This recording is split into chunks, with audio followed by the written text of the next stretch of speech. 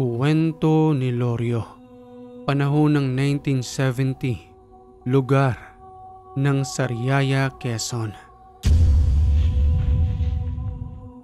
Bata pa lamang ako noon ay nahilig na ako sa iba't ibang uri ng gamit. Dahil na rin sa aking itay na iminulat sa akin ang paghawak ng mga ito. At sa murang edad na 19 ay natutunan ko na ang pangangalaga ng mga iba't ibang uri ng mga gamit espiritual.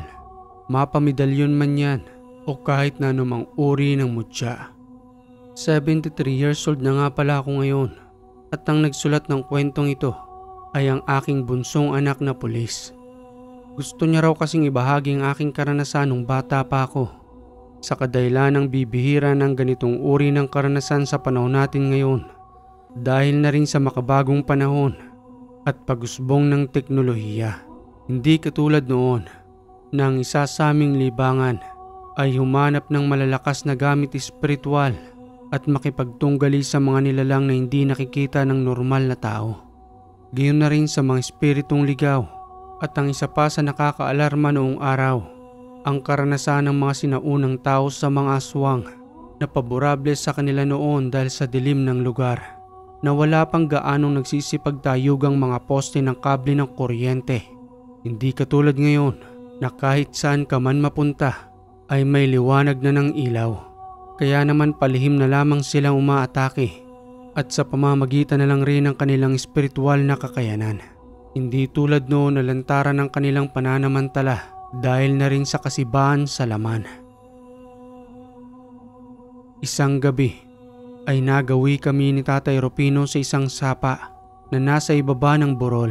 Habang hinahanap ang isang bulalakaw na bumagsak umano roon na nakita niya habang nagpapahinga sa may balkonay. Sigurado ka ho ba, Tay, na dito ho pumatak yung bulalakaw? Kitang-kita ng dalawang mata ko. Dito pumatak yun. Malamang ay nasasama lamang yun sa mga bato rito.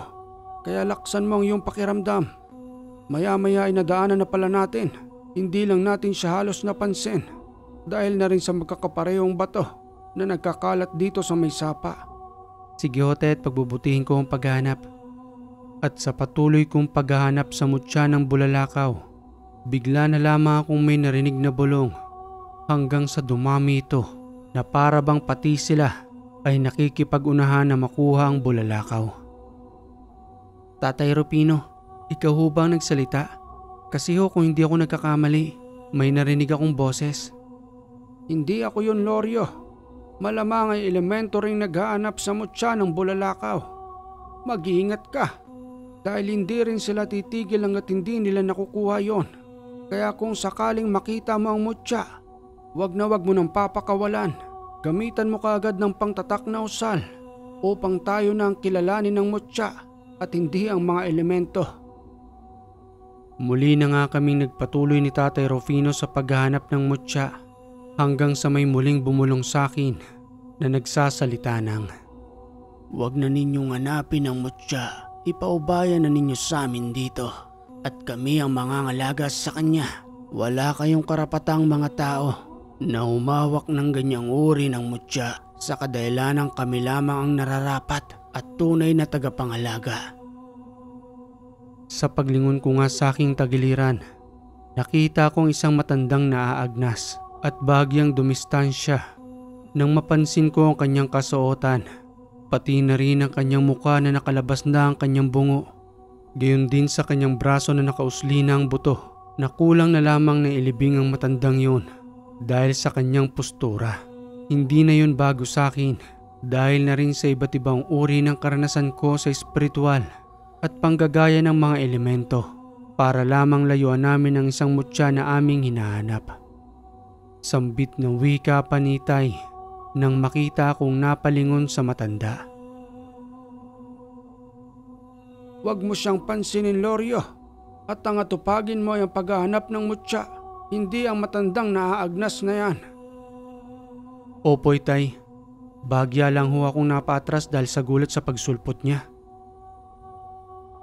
Maya-maya pa'y dumadami na sila sa paligid. Na animoy naghihintay lamang na makuha namin ang mutya at makikipagagawan sa amin upang angkinin ng bulalakaw. Umalis na kayo rito! Umalis na kayo rito! Hindi para sa inyo ang mutya!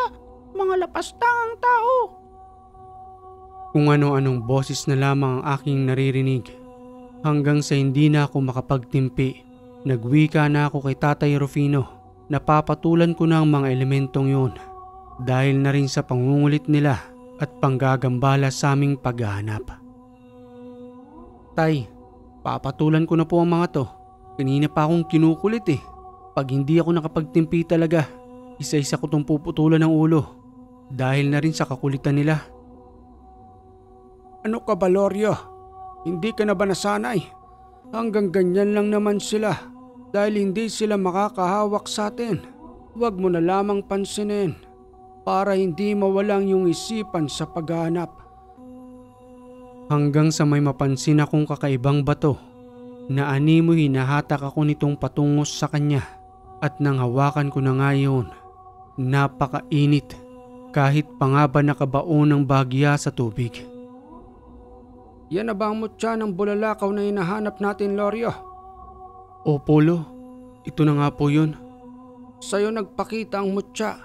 Ibig sabihin ikaw ang kinikilala niya. Bilisan mo at kargahan mo ng usal upang matatakan at hindi maagaw ng mga elementong nandirito.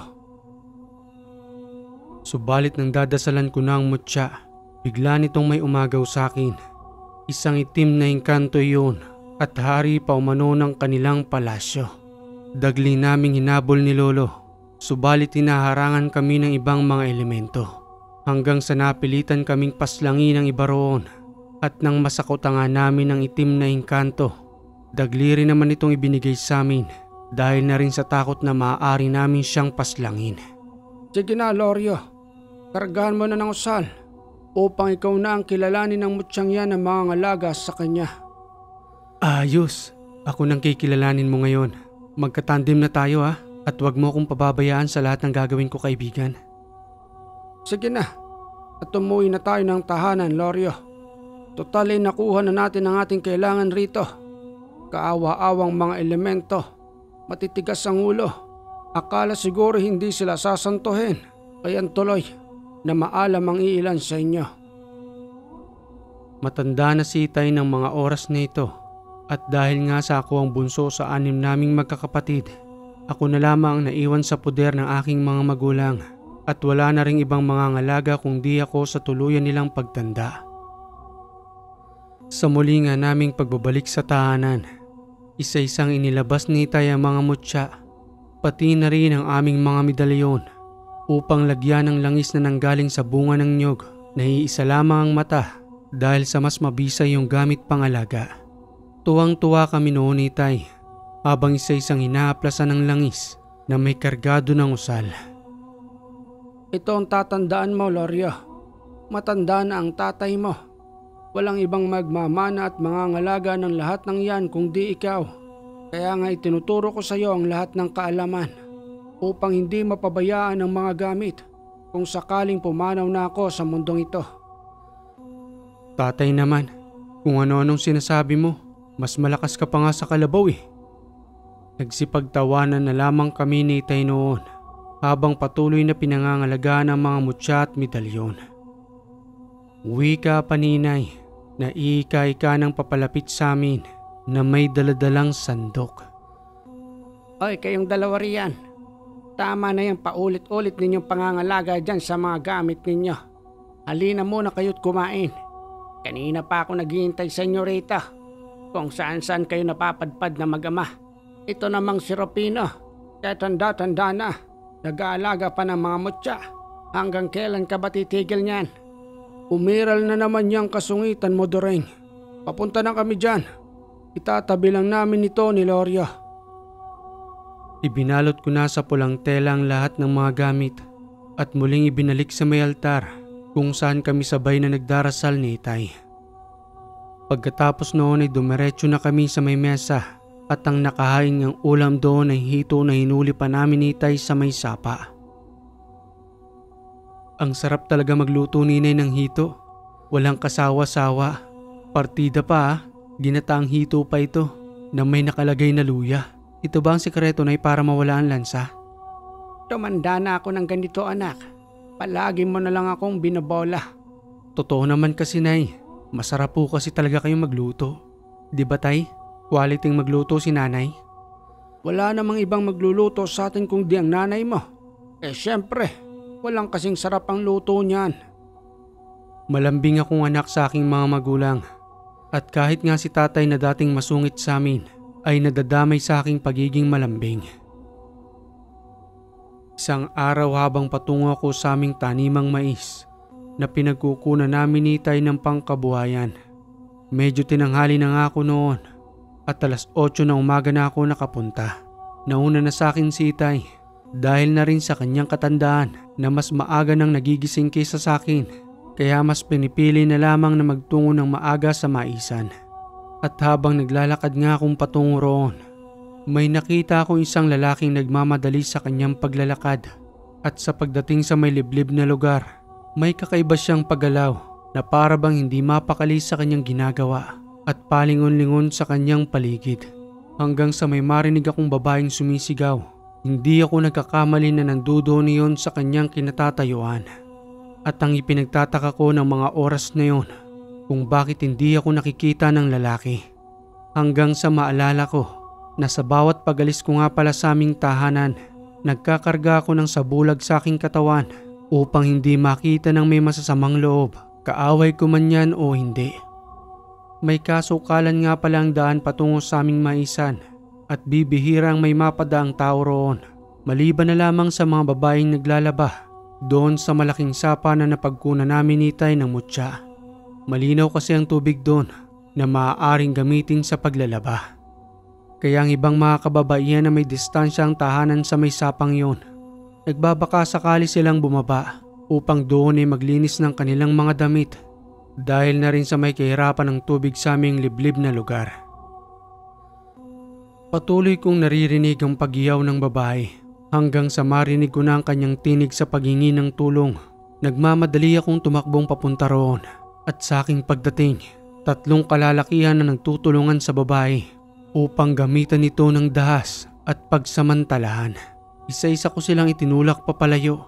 Noong unay nagulat sila kung sino ang tumulak sa kanila dahil na rin sa hindi nila ako makita. Subalit ang babaeng nanduro ay kitang-kita ko sa kanyang harapan hanggang sa tanggalin ko ang sabulag sa aking katawan.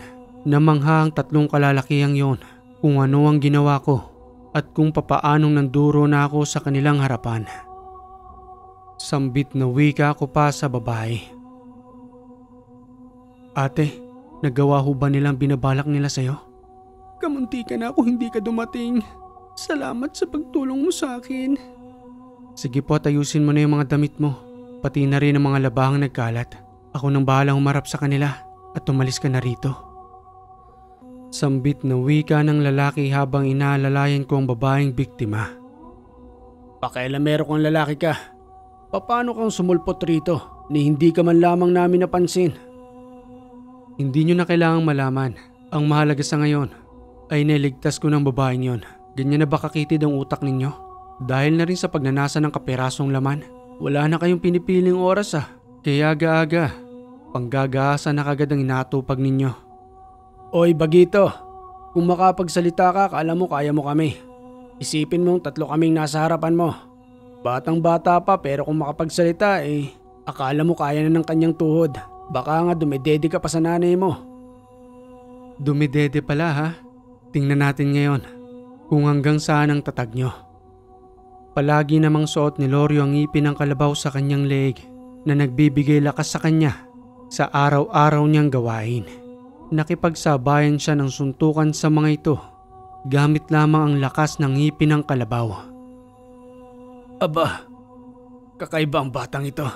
Napakalakas niyang sumuntok. Ano ang meron sa batang yan? Paulit-ulit lang tayong pinapabagsak. Ano? Kaya niyo pa bang 3? 19 anyos pa lamang ako. Samantalang kayo ay nasa hustong gulang na. Baka nga may mga anak na kayo ni hindi pa kayo nakontento sa mga asawa ninyo. Babalikan ka naming bata ka.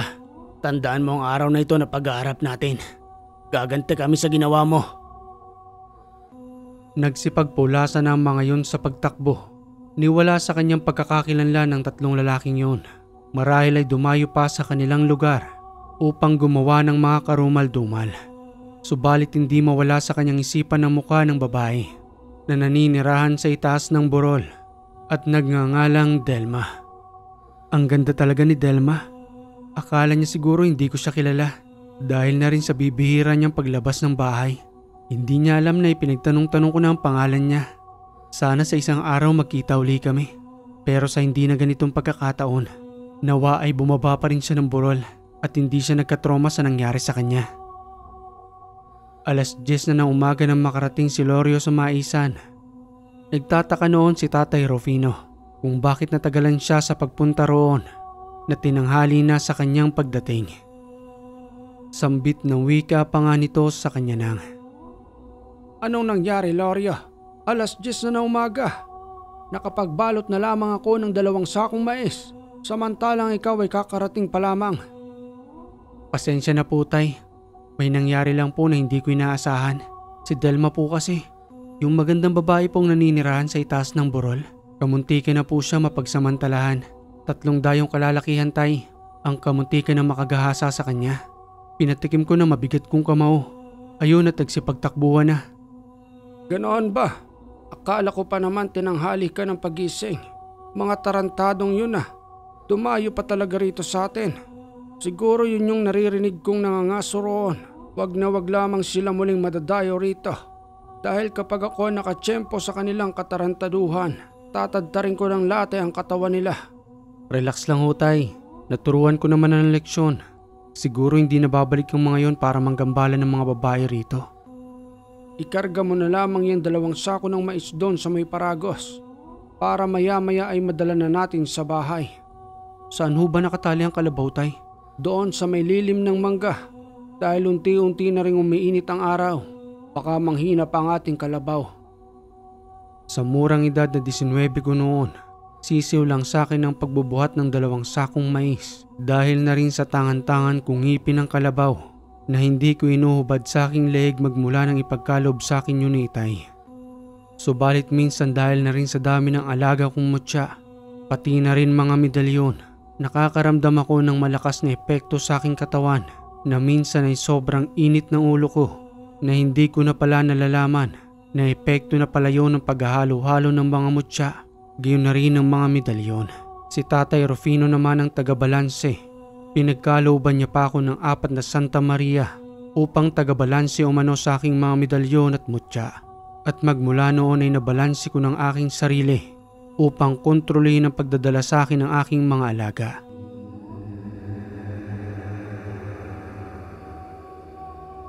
Kinahaponan matapos naming mag-ani ni Itay ng mga mais.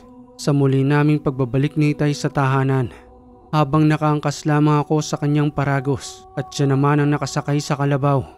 Umikot kaming pakanan ng daraanan. Sa kadailanang ang binaybay kong daan kanina ay maaari lamang sa isang tao. Hindi kakasya ang Paragos at kalabaw. Maliban pa roon ay may bangin na maaaring sumemplang ang Paragos. Maya-maya pa nang makarating na nga kami sa aming tahanan. Tay, ako na ho magbubuhat ng lahat ng yan. Baka ho hindi na kayanin ang tuhod ninyo. Magpahinga na ho kayo ron at kayang-kaya ko na ho ito. Matapos kong ang buhatin ng 5 sakong mais na aming naani, kumuha ako ng 6 na pirasong malalaga roon para sa karagdagan naming pagkain. Hindi ko na yun binalatan at nakipagsiksikan ako kay nanay sa pagluluto dahil na rin sa kagustuhan kong makakain ng mais sa mga oras na yon. 2 kasi ang butas ng aming abuhan, kaya doon ako sa kabila nagluto. Nagpasiga na rin ako ng apoy habang nagsasalang ng kahoy.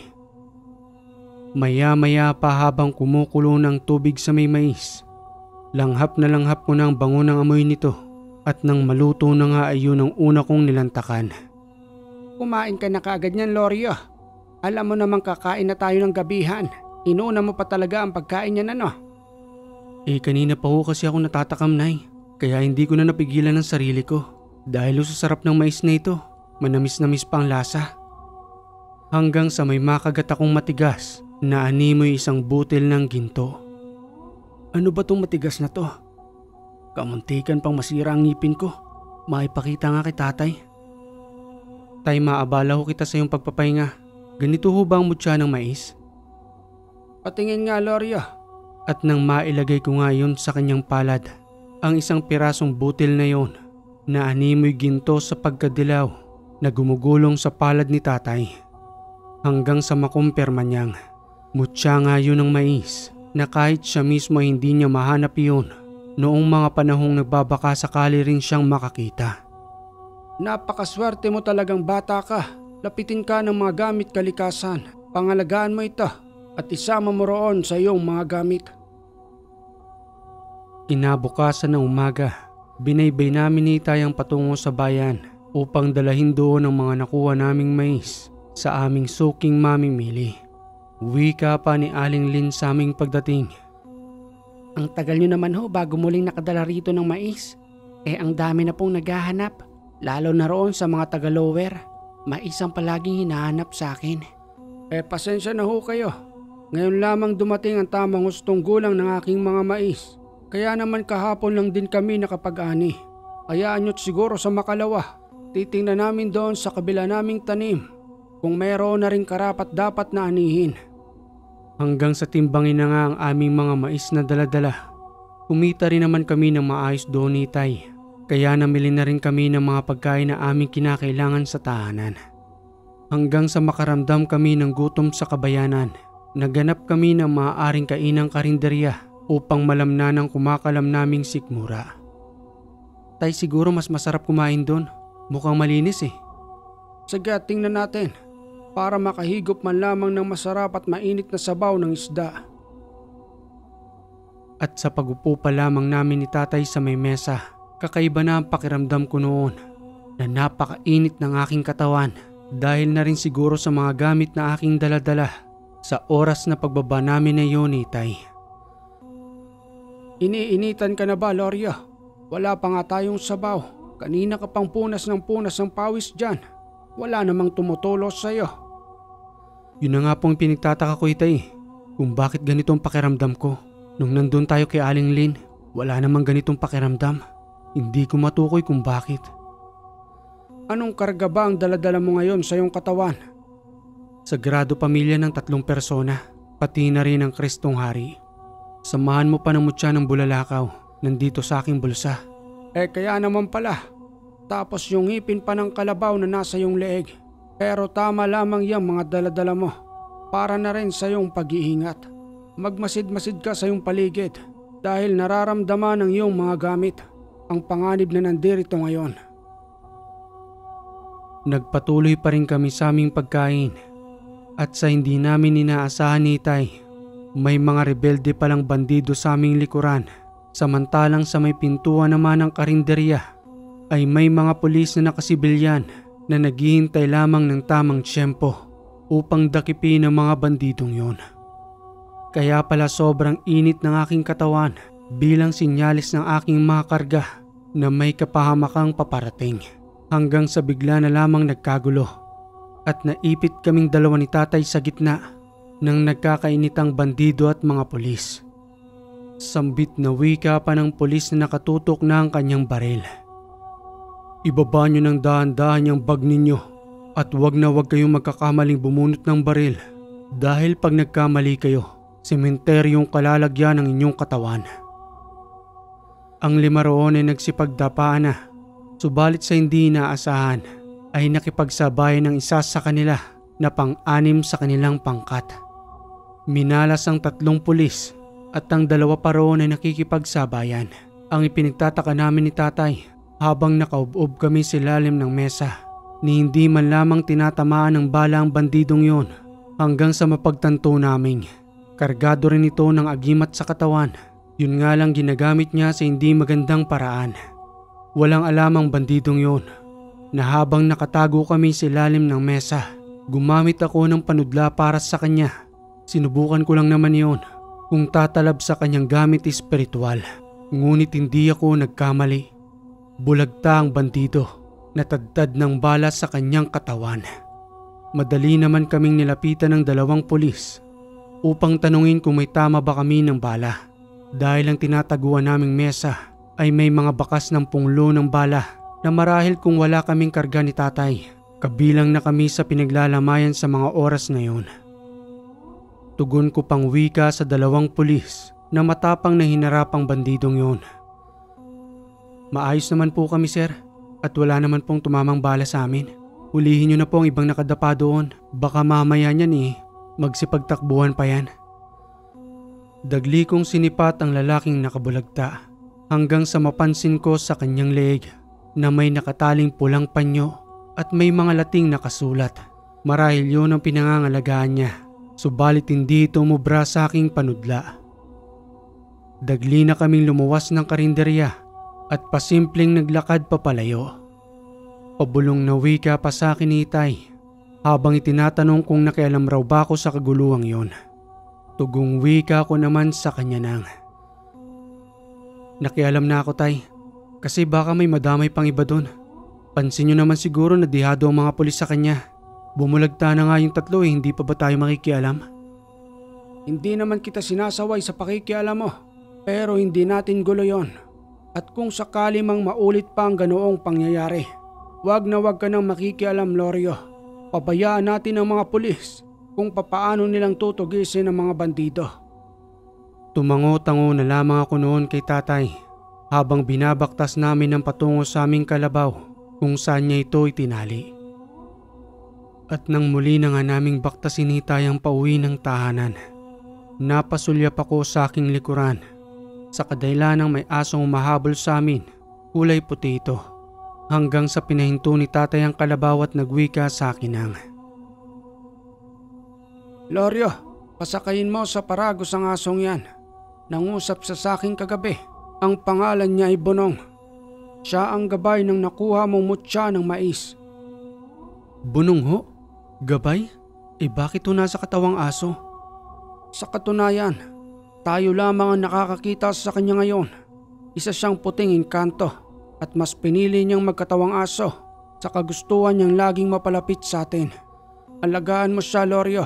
Makikita mo ang tunay niyang anyo kapag kinakailangan mo siya sa tunay na labanan."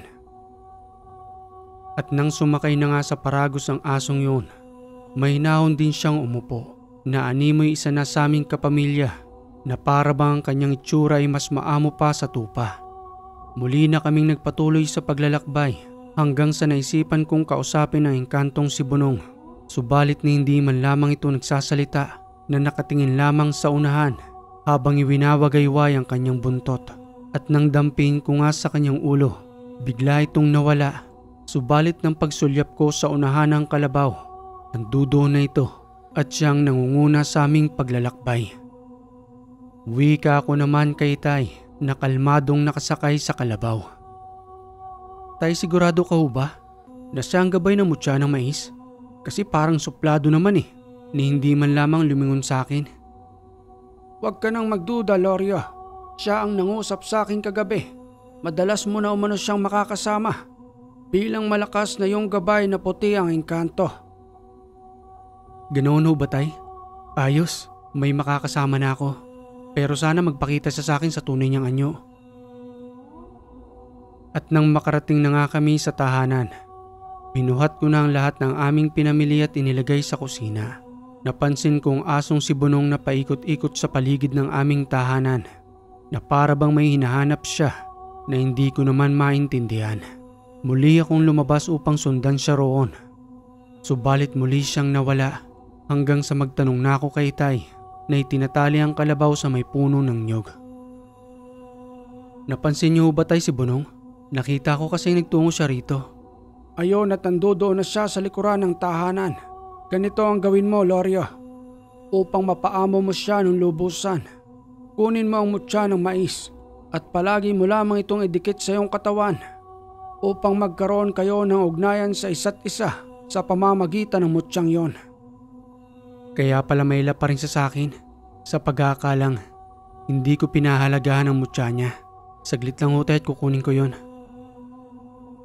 At nang makuha ko na nga ang mutya, dumiretso na akong patungo sa likuran ng tahanan hanggang sa may makita akong nakakulay puting lalaki sa ibaba ng malaking puno. Dahan-dahan akong nagtungo sa kanya at nang papalapit na nga ako, lumingon ito sa akin na may maamong mukha, subalit may dalawang karit na nakalagay sa kanyang likuran. Kumikinang ito dahil sa talim habang ang kanyang kasuotan naman ay mahaba, gayon din ang kanyang buhok na nagsasalita ng, "Kaibigan, araw-araw mo na akong makakasama sa loob at labas ng inyong tahanan. Ito ang tunay kong anyo. Tawagin mo ko sa pangalang Bunong. Kahit na anong oras ng iyong pangangailangan, tutulungan kita bilang bagong nangangalaga ng aking mutya at kikilalaning susundin sa lahat ng iyong ipag-uutos." Maraming salamat sa pagkakaloob mo ng mutya sa akin at pagtitiwala sa pangangalaga ko sa kanya. Huwag kang mag-alala, araw-araw ko na siyang dadalhin at isasama sa aking pagdarasal para hindi mawala ang tunay mong lakas. Maraming salamat kaibigan. Hindi ako nagkamaling ipagkaloob yun sa iyo at yan ang kinakailangan namin, ang mga dasal na nagbibigay sa amin ng lakas. Hanggang sa tawagin na ako ni Tay, daglian lamang akong napalingon at sa muli kong pagsulyap sa kanya, nasa anyo na itong maamong puting aso na nagtungo sa aking tagiliran. Sumabay na itong patungo sa tahanan habang pagala-gala roon. Naanimo isang normal na aso lang talaga siya sa aking paningin at kung saan saan nagsususuot. Wika pa nga ni Tatay Rufino. May bantay ka na ngayon. Araw man yan o gabi. Yun ang ipinangako sa akin ni Bunong. Gagabayan ka umano niya kahit saan ka man magpunta. Halika na't kumain na tayo, Loria. Nakapaghanda na ng pagkain ng nanay mo.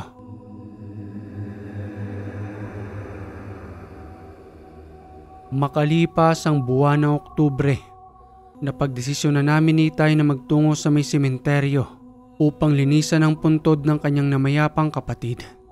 At sa aming pagdating nga roon ay nandoon din si Delma, pati na rin ang kanyang mga pamilya upang dalawin din ang namayapang mahal nila sa buhay.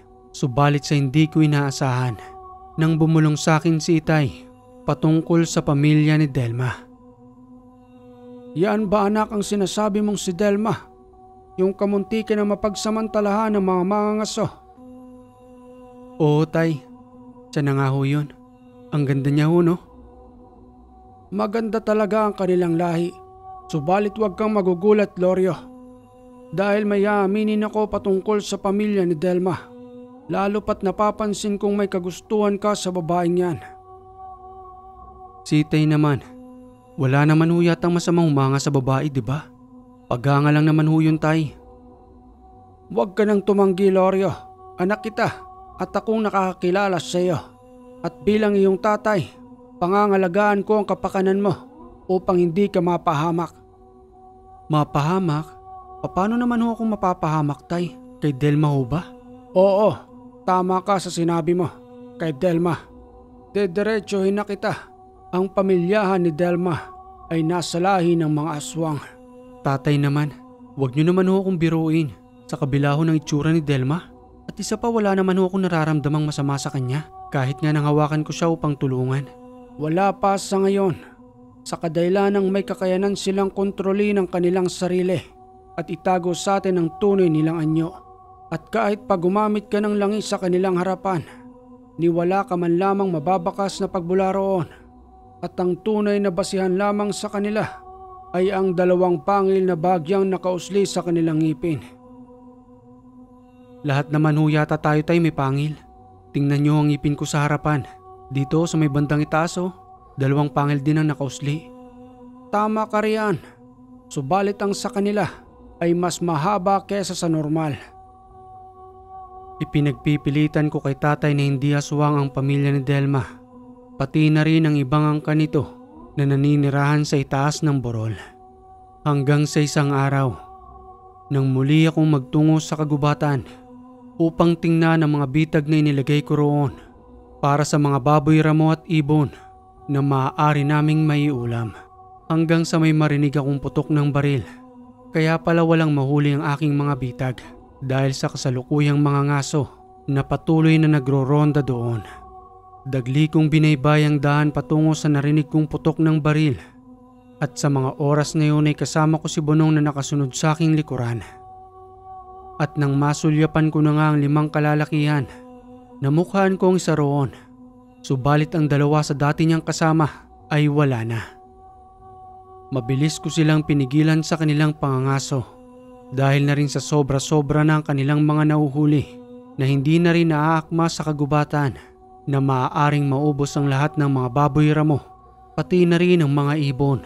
At nang sigawan ko na nga sila, sabay-sabay silang napahinto na napalingon sa akin. Tama na yung pangangaso ninyo. Hindi na magiging balanse ang kagubatang ito kung uubusin ninyo ang mga baboy ramo pati na rin ang mga naglalakihang mga ibon. Hindi pa ba sapat yung mga daladala ninyo? Ikaw, namumukhaan kita. Isa ka dun sa 3 kamuntikan ng may sagawang paghalay kay Delma. Gusto nyo bang hindi na makalabas sa bukid na ito? Nasa na nga pala yung 2 mong kasama? Tugong wika naman ng lalaki na humihingi ng tawad sa kanilang nagawa dahil na rin sa kanilang kapusukan ng mga oras na yon. Pasensya na bata, nadala lang kami ng aming masamang pag-iisip dahil na rin sa kagandahan ng babaeng yon.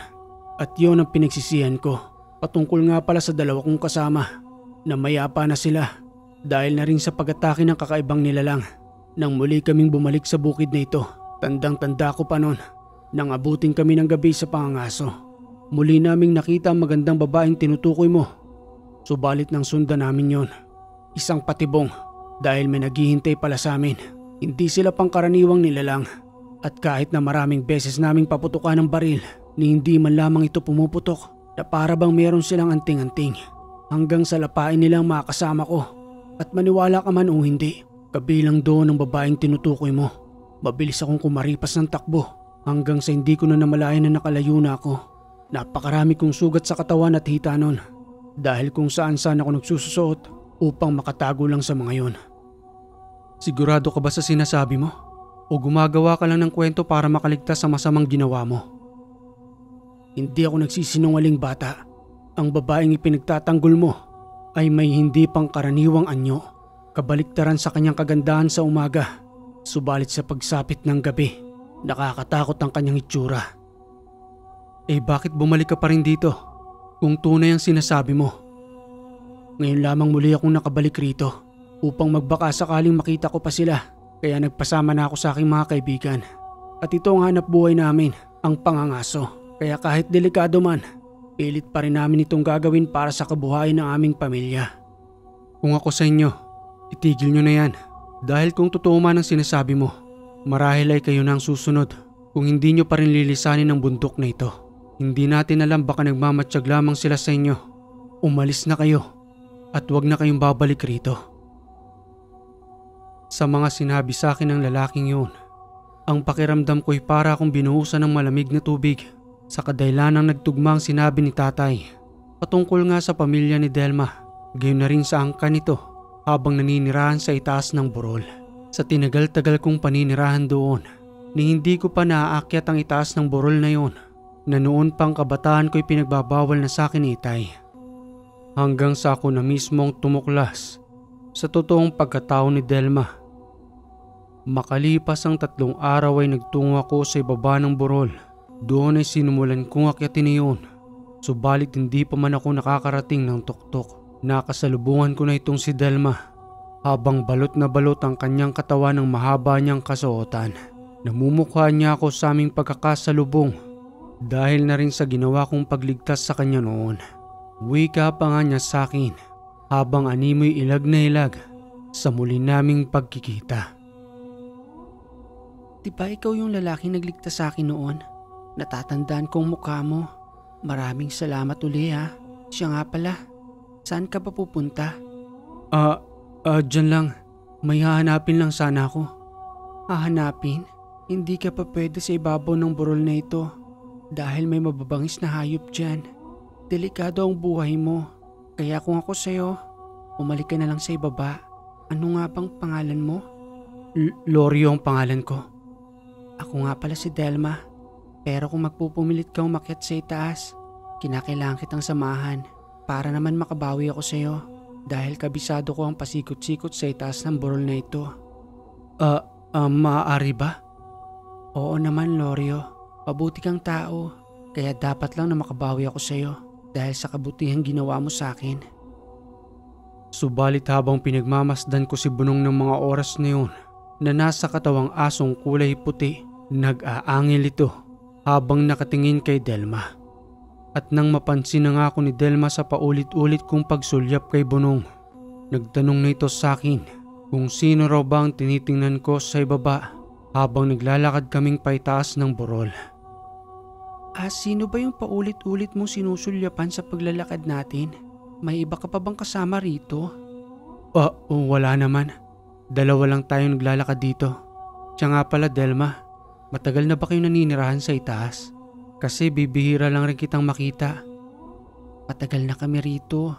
Dito na nga ako lumaki. Yun nga lang talagang bibihira kaming lumabas. Kasi ang pamumuhay namin nandito lang rin.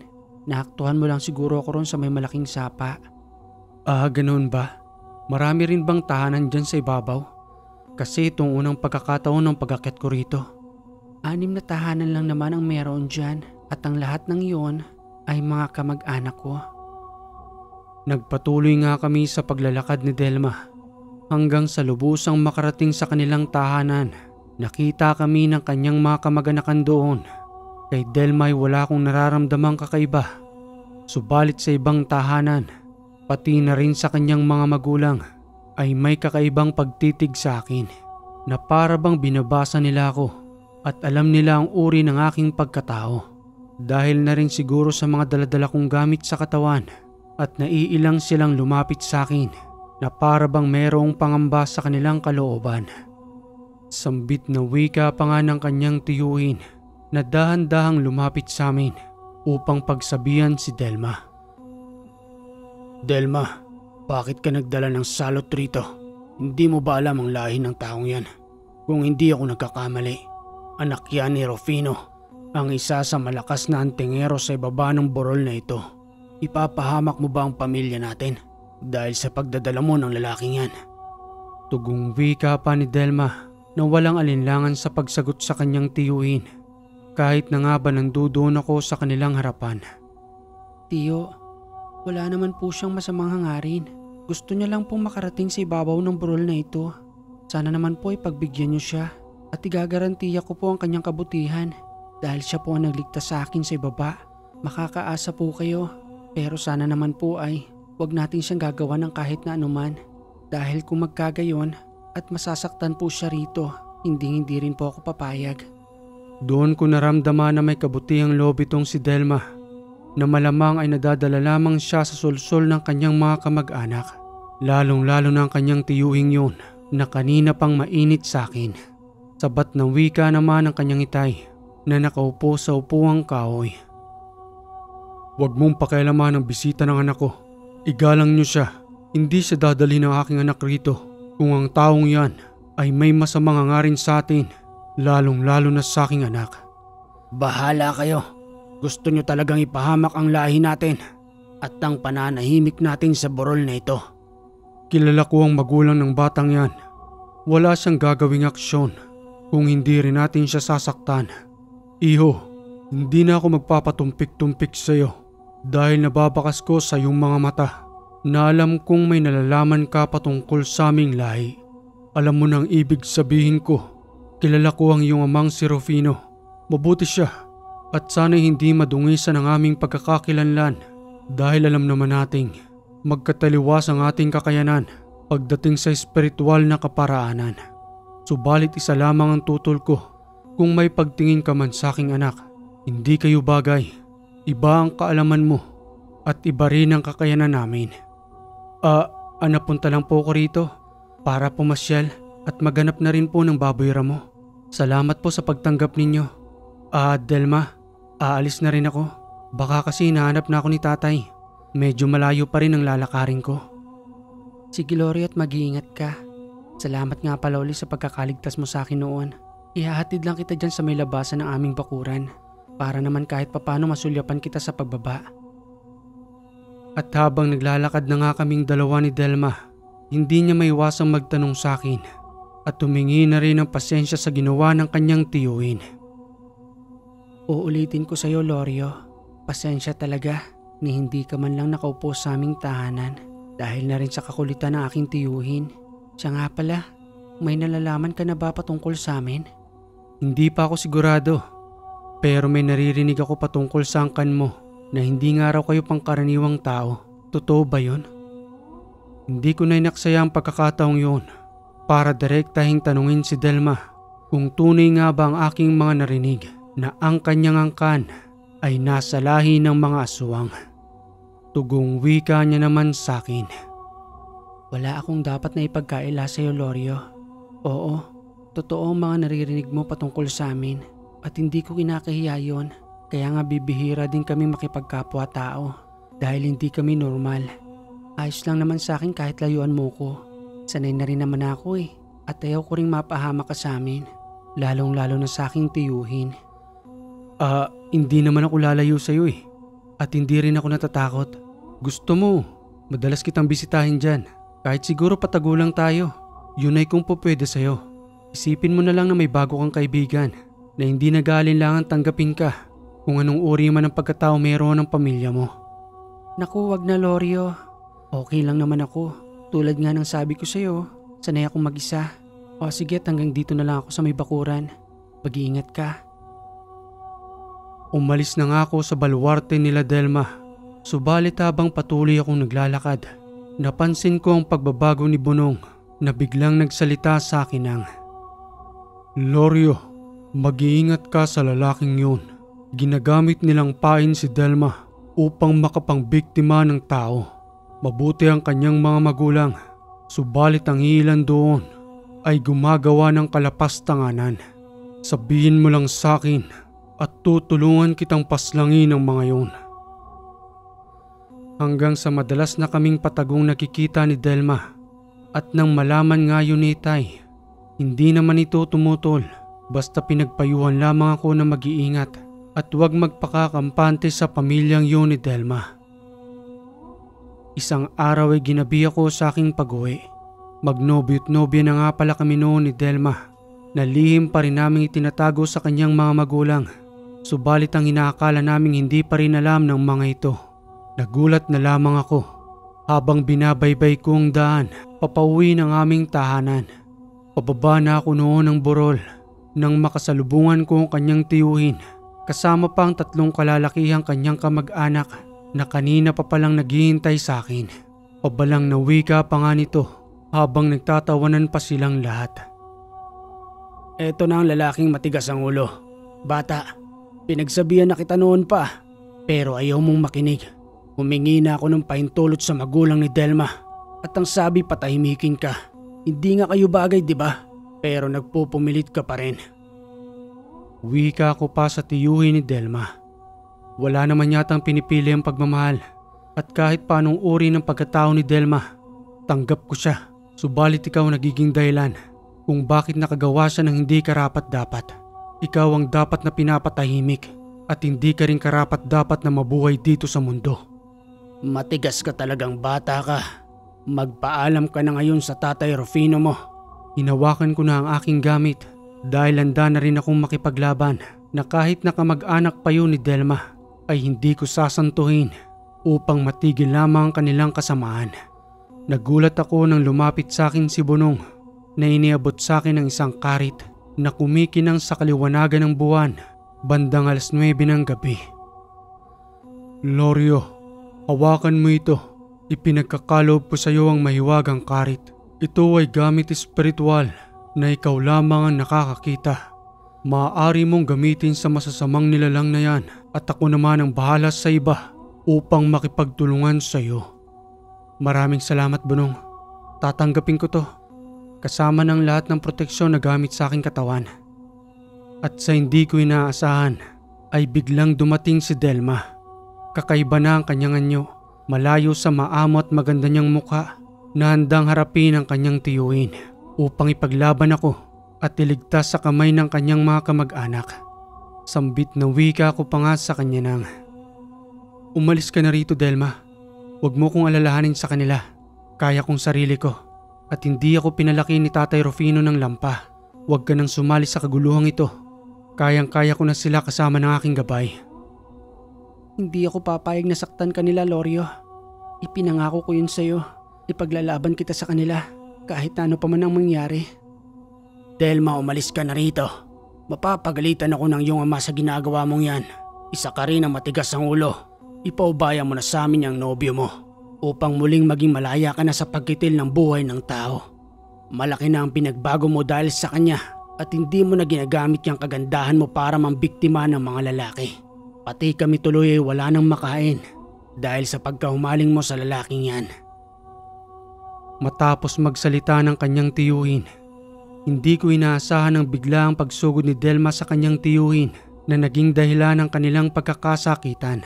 At nang dahil doon ay napaslang si Delma. Madaling umalis ang kanyang tiyuhin. Buhat-buhat ang bangkay ni Delma habang ipinaubaya sa kanyang mga kasamahan. Napaslangin na umano ko at pagsalu-saluhan.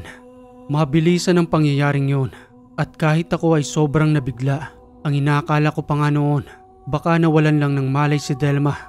Kaya binuhat na ng kanyang kamag-anak upang iuwi sa kanilang tahanan. Yun lang ang panalangin ko noon habang inaharap namin ng tatlo ni Bunong. Sambit na wika ko pa sa tatlong yon bago namin lubusang paslangin. Kapag napag-alaman kong may masamang nangyari kay Delma, ubusin ko ang kaninyo, lalong-lalo na ang kanyang tiyuhin na wala nang ginawa kung di sirain ang aming pagkakaunawaan. Maya-maya pa ay mabilis ang pinaslang ni Bunong ang isa roon, samantalang ang dalawa naman ay pinaslang ko na rin. Saka kami nagpatuloy ng paglalakad hanggang sa muli nang makauwi sa tahanan. Napansin naman nitay ang aking pagkabalisa dahil na rin sa pag-iisip ko sa kalagayan ni Delma. Ano bang nangyayari sa iyo, Lorio? Kanina pa kita napapansin na paikot-ikot dyan. Hindi ka na ba mauupo? Halos naikot mo na ang 4 na kanto ng ating bahay. Ano bang problema? Tay, si Delma ho. Palagay ko may nangyaring masama sa kanya. Nakasagupa namin ang iba sa kanyang mga kamag-anak. Samantalang itong si Delma, tumulong ho sa amin. Yun nga lang sa tingin ko ay napaslang siya ng kanyang tiyuhin. Paanong nangyari yon? Ang akala ko'y maayos ng inyong kalagayan doon. Hindi pala sila sang-ayon sa inyong relasyon. Hindi mo na sana ipinilit iyon. Malaking gulo ito, Lorio. At sigurado kung hindi titigil ang kanyang mga magulang, pati na rin ang kanyang angkan. Dahil napaslang nyo na pala ang tatlo sa kanilang mga kamag-anak.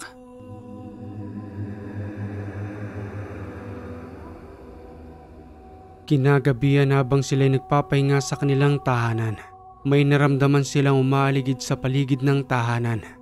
Madaling tumayo si Lorio, pati na rin itong si Bunong, habang ang matandang si Rufino ay nakikiramdam lamang sa loob ng kanyang silid. Madali siyang lumabas kasama ang kanyang gabay na si Bunong na nasa anyong aso. Nagmatsyag sila roon kung anong uri nga ba ang umaaligid sa labas ng kanilang tahanan. Subalit walang duda kay Lorio na malamang ay ang kanyo ni Delma dahil sa mga nangyari kanina.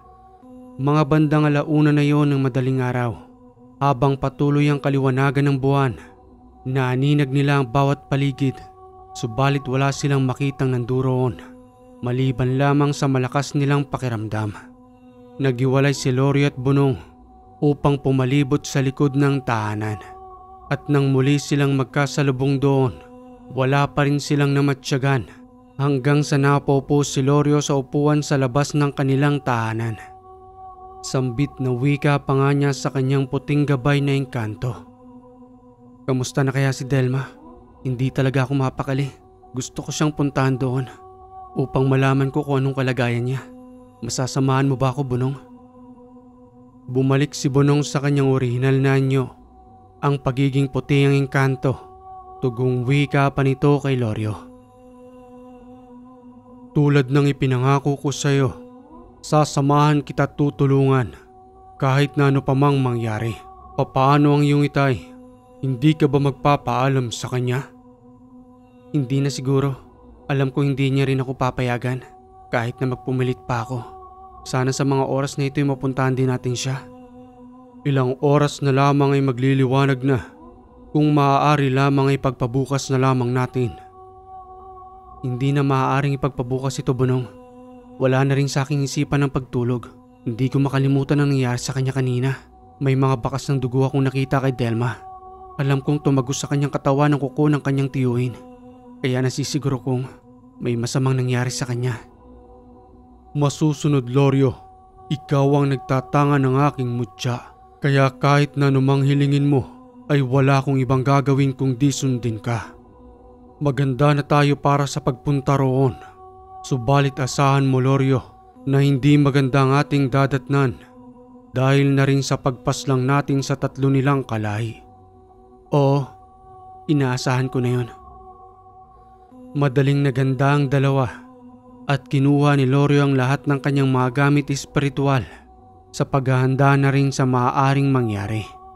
Muli nilang binaybayang ibaba ng burol at kahit na nga ba madaling araw na, binaktas pa rin nila ang masukal na daan hanggang sa muling makarating sa tuktok ng burol. Daan-daan silang lumapit roon at isa-isang sinipat ang bawat tahanan kung ano nga bang nangyayari sa mga oras na yun. Subalit tahimik ang paligid kahit na sa tahanan nila Delma ay wala ring mababakas na kung ano paman. Hanggang sa bigla na lamang sumulpot ang tiyuhin ni Delma na nanggaling sa masukal na damuhan kasama na rin ang ibang mga angkan nito na nag-aangil sa galit. Bulong na wika pa ni Bunong na nakahanda na sa maaaring pag-atake. Lorio, ihanda mo ng iyong sarili. Kinakailangan natin silang paslangin kung sakali man nasaktan kanila. Subukan ko munang pakiusapan. Baka sakaling pakinggan nila ako. Wika pa ni Lorio sa mga nag-aangil na nilalang. Napunta ako rito para alamin ang kalagayan ni Delma at hindi para makipagsagupaan sa inyo. Ipagpatawad ninyo ang nangyari sa inyong 3 kasamahan. Hindi rin namin nais na paslangin sila. Subalit silang nagpumilit dahil na rin sa kagustuhang kitlan ako ng buhay. Ano ng kalagayan ni Delma? Tugon naman ang tiyuhin na may kagagawa ng lahat ng kaguluhan. Ang lakas naman ng loob mo na magpunta pa rito matapos mong paslangin si Delma. Ano? Paslangin si Delma? Ikaw ang may kagagawa nun at hindi ako. Ikaw rin ang humarang sa amin. Kaya napilitan kaming paslangin ang 3 kasama ninyo. Dumating naman ang mga magulang ni Delma habang galit na galit kay Lorio. Sambit na wika pa nga nito sa kanya nang. Ikaw ang pumaslang sa anak ko. Bakit mo nagawa yon? Nagtiwala siya sa'yo. Pero bakit ganoon ang sinukli mo sa kanya? Wala nang buhay ang aking anak ngayon at ibinaw na namin siya sa lupa. Buhay ang kinuha mo, kaya buhay mo rin ang magiging kapalit. At habang nagpapaliwanag si Lorio kung ano nga bang tunay na nangyari, narinig niya ang boses ng kanyang itay na nasa kanilang likuran. Hindi si Lorio ang pumaslang sa iyong anak. Kilala mo ko, Arman. Hindi ako magpapalaki ng traidor katulad ng tiyuhin ni Delma. Siya ang pumaslang sa iyong anak na binibintang lamang kay Lorio. Hindi niya kayang paslangin si Delma dahil nagmamahalan sila at yon ang totoo. Huwag niyo nang bilugin ang ulo ni Arman. Si Lorio ang pumaslang sa aking pamangkin. Kaya lahat kami ngayon ay nagdadalamhati sa pagpanaw ni Delma. Huwag kang maniwala sa kanila, Arman. Ang batang yan ang pumaslang sa iyong anak. At sa mga oras na yun ay napapadalawang isip si Arman kung sino nga ba ang pumaslang sa kanyang anak. Subalit malaki ang tiwala niya kay Tandang Rufino dahil na rin sa tagal ng panahon ng kanilang pananatili roon ay hindi sila pinakikialaman nito. Si Arman nga pala ang pinakapinuno sa lahat ng samang yun at tinitingala ng kanilang mga angkan. Subalit ang tiyuhin ni Delma ang madalas na sumusulsol upang lasunin ang kaisipan nito. Tandang Rufino, mas paniniwalaan ko ang aking kadugo kesa sa inyo na pumapas lang ng mga tulad namin. Eto na ang tamang oras para magkasagupa tayo. Ipagpatawad mo. Buhay ng anak ko ang kinuha ninyo, kaya buhay rin ni Lorio ang kapalit. Kung yan ang nais ninyo, wala na kaming magagawa roon. Lilipulin namin kayo sa lugar na ito dahil lamang sa paniniwala ninyo sa nag-iisang traidor na sarili nyo pang kadugo. Kayo mismo naglagak sa inyong kapahamakan at iisa-isahin namin kayo hanggang sa lubusan kayong malipol. Huwag kayong mag-alala, susunugin namin ang inyong katawan hanggang sa lubusan na itong maging abo. Dahil sa mga sinabing yun ni Tatay Rufino, mas lalong nagalit ang angkan ni Arman na naging dahilan ng pagsugod ng mga ito. Maganda na kayong dalawa. Nandiyan na sila. Gamitin na ninyo ang inyong buong lakas upang matapos na ang masamang bangungot na ito. Isa-isa naming pinaslang ang mga yun. Gamit na rin ang karit na ipinagkaloob sa akin ni Bunong. Samantalang si Tatay Rufino, iba't ibang uri ng sandatang espiritual ang kanyang ginagamit, at habang pinagmamasdan ko ang kanyang kakayanan ng mga oras na yun, napakalayo ko pa pala sa kanya dahil na rin sa kanyang angking galing pagdating sa digmaan espiritual. Si Tatay Rufino na humarap sa mga magulang ni Delma, samantalang ako naman ang pumaslang sa kanyang tiyuing traidor. At nang lubusan na nga namin silang malipol, sinunog namin ang kani-kanilang mga tahanan, kabilang na roon ang kanilang mga katawan. Pabulong na wika ko pa sa lugar na yon habang patuloy na tinutupok ng apoy ang mga tahanan, pati na rin ang mga tuyong damo na nagkalat sa lugar. Patawad Delma, dahil sa pagsisinungaling ng iyong tiyuhin, nadamay pati ang buong angkan mo. Lorio, nangyari na ang nangyari. Tara na't umalis na tayo rito. Baka abutan pa tayo ng bukang liwayway. May makakita pa sa ating ibang tao. Matapos ang pangyayaring yun, makalipas ang ilang buwan, hindi na kinakatakutan ng mga taong itaas ng burol at wala na rin ang usap-usapan patungkol doon na may mga nawawalang tao kapag may mga naliligaw at napapasyal sa tuktok ng burol. Patuloy na ring nanahimik ang lugar, subalit dumami ang mga ngaso na naging dahilan ng unti-unting pagkaubos ng mga ligaw na hayop.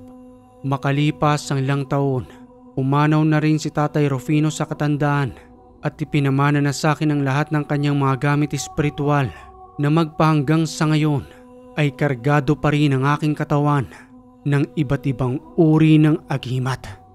Okay mga kaiwaga, ang ganda ng kwento at kahit nga matanda na ngayon si Lorio, inaalagaan niya pa rin yung mga agimat na binigay sa kanya ng kanyang tatay. Sayang nga lang hindi sila nagkatuluyan ni Delma dahil na rin sa traidor niyang tiyuhin.